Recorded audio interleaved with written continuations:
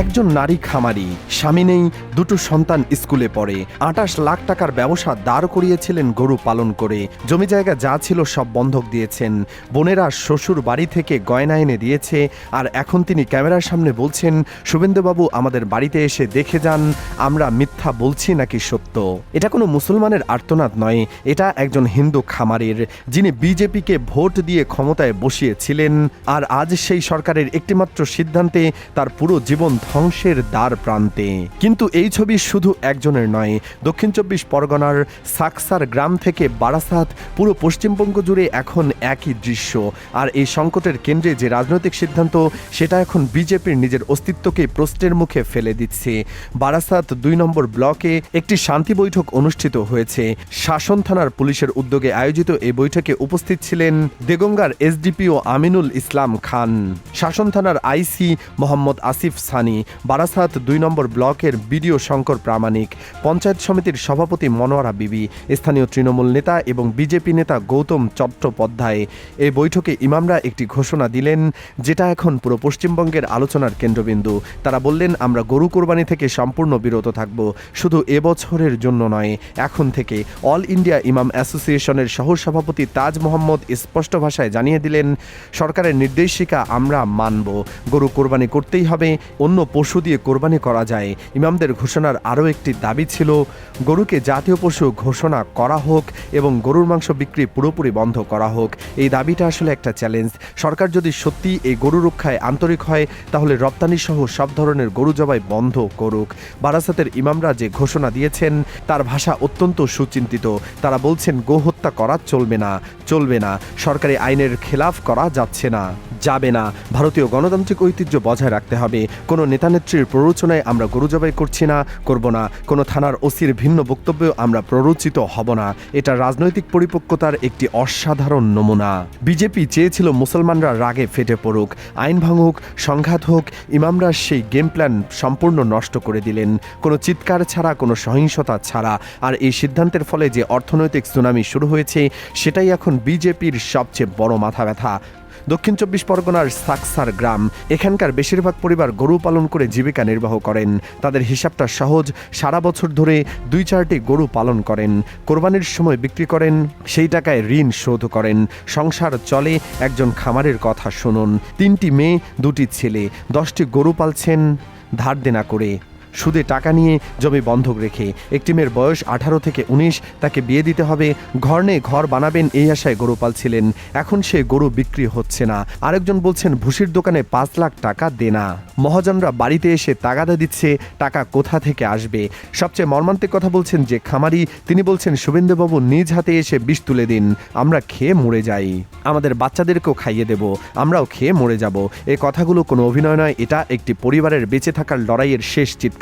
আর এই চিৎকার বিজেপির ভোটারের মুখ থেকে আসছে, যারা জয় শ্রীরাম বলে বিজেপিকে ক্ষমতায় বসিয়েছিলেন। তারাই এখন বলছেন, এই সরকার আমরা চাই না, এই মুখ্যমন্ত্রী আমরা চাই না। এই বৈঠকে উপস্থিত নেতা গৌতম চট্টোপাধ্যায়ের বক্তব্যটা লক্ষ্য করার মতো।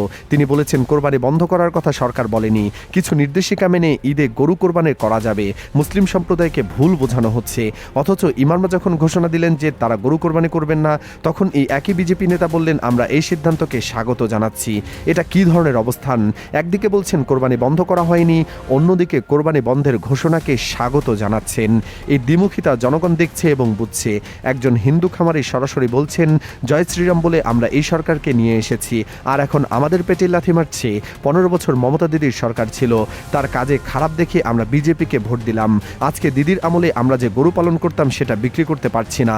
তিনি সরাসরি প্রশ্ন তুলেছেন, তাহলে কি মমতা দিদির সরকারই ভালো ছিল? মজার বিষয় হলো, নাখোদা মসজিদের ইমাম যখন গরু কোরবানি থেকে বিরত থাকার আহ্বান জানিয়েছিলেন, তখন অনেক সাধারণ মুসলমান সেটাকে প্রশ্নবিদ্ধ করেছেন। একজন সাধারণ মানুষ বলেছেন, ইমাম সাহেব কি জানেন কার ঘরে কত গরু আছে? জনগণের মত না নিয়ে এই ঘোষণা দেওয়াটা কি ঠিক হয়েছে? তিনি কি শুভেন্দু অধিকারীর সাথে সাথ দিচ্ছেন? এই প্রশ্ন গুরুত্বপূর্ণ, কারণ মুসলিম সমাজের ভেতরেও এই সিদ্ধান্ত নিয়ে দ্বিমত আছে। অনেকে মনে করছেন এটা ধর্মীয় অধিকার ছেড়ে দেওয়া, আবার অনেকে মনে করছেন এটা কৌশলগত পিছু হটা, যা দীর্ঘমেয়াদী লাভজনক। তবে একটা বিষয় স্পষ্ট, মুসলমানদের এই সিদ্ধান্ত যেটাই হোক, এর সবচেয়ে বড় আঘাতটা পড়েছে হিন্দু খামারিদের ওপর, আর সেটাই বিজেপির জন্য সবচেয়ে বড় রাজনৈতিক বিপদ। এবার একটু গভীরে যাওয়া যাক। শুধু কোরবানির হাটের ক্ষতি নয়, এই সিদ্ধান্তের রাজনীতির দীর্ঘমেয়াদী অর্থনৈতিক প্রভাব কতটা ভয়াবহ হতে পারে সেটা বুঝতে হলে পুরো চেইনটা দেখতে হবে। পশ্চিমবঙ্গে গরু পালন শুধু একটি পেশা নয়, এটি একটি সম্পূর্ণ অর্থনৈতিক বাস্তুতন্ত্র। কৃষক গরু পালন করেন, খড়ের ব্যবসায়ী খড় সরবরাহ করেন, ভুসির দোকানদার খাদ্য দেন, পশু চিকিৎসক চিকিৎসা দেন, পরিবহন ব্যবসায়ী হাটে নিয়ে যান, কসাই জবাই করেন, মাংস বিক্রেতা বাজারজাত করেন, চামড়া ব্যবসায়ী চামড়া কেনেন, চামড়া শিল্পে শ্রমিকরা কাজ করেন। এই পুরো চেইনে হিন্দু মুসলমান দুই সম্প্রদায়ের লক্ষ লক্ষ মানুষ জড়িত। একটি গরু যখন কোরবানির হাটে বিক্রি হয় তখন এই পুরো চেইনের প্রতিটি স্তরের অর্থ প্রবাহ ঘটে। সেই প্রবাহ এখন বন্ধ। হিন্দু খামারিরা এখন প্রকাশ্যে মমতা বন্দ্যোপাধ্যায়ের আমলের সাথে তুলনা টানছেন। তারা বলছেন, মমতা দিদির সময় গরু পালতাম, বিক্রি করতাম, সংসার চালাতাম। বিজেপি এসে সেটাও বন্ধ করে দিল। এই তুলনা বিজেপির জন্য রাজনৈতিকভাবে মারাত্মক। বিজেপি ভেবেছিল গরু কোরবানি নিষিদ্ধ করলে হিন্দু ভোট ব্যাংক শক্ত হবে, মুসলমানরা কোণঠাসা হবে, সাম্প্রদায়িক মেরুকরণে তাদের রাজনৈতিক লাভ হবে। তৃণমূলের মহামূত্র কলকাতা হাইকোর্টে এই নির্দেশিকা চ্যালেঞ্জ করে মামলা দায়ের করেছেন। ভারতের আদালত জানিয়ে দিয়েছে, প্রকাশ্যে গরু জবাই করলে 3 বছরের কারাদণ্ড হতে পারে। কিন্তু নির্দেশিকা বাতিলের শুনানি এখনও ঝুলে আছে। ঈদুল আজহা 28 তারিখ, সময় প্রায় ফুরিয়ে এসেছে। আদালত সময় মতো রায় দেবে কিনা সেটাই এখন সবচেয়ে বড় প্রশ্ন। কারণ প্রতিটি দিন যে যাচ্ছে খামারিদের ক্ষতি আরও গভীর হচ্ছে।